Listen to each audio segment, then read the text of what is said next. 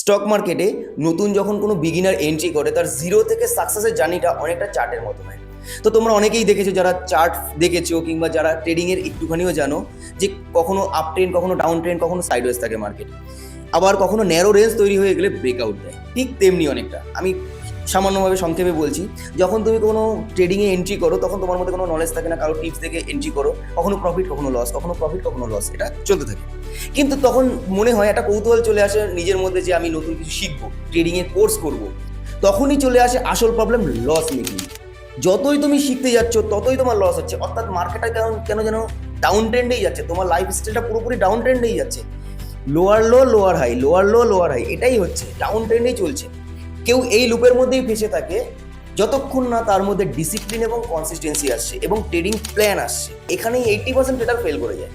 বাকি যে 20% ট্রেডার, তার মধ্যে 15% ট্রেডার ওই কনসলিডেশন ফেজেই আটকে যায়।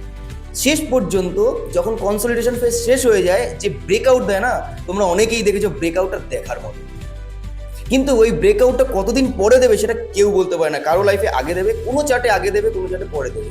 তো আমি কি বলতে চাচ্ছি তোমরা বুঝতে পারছো?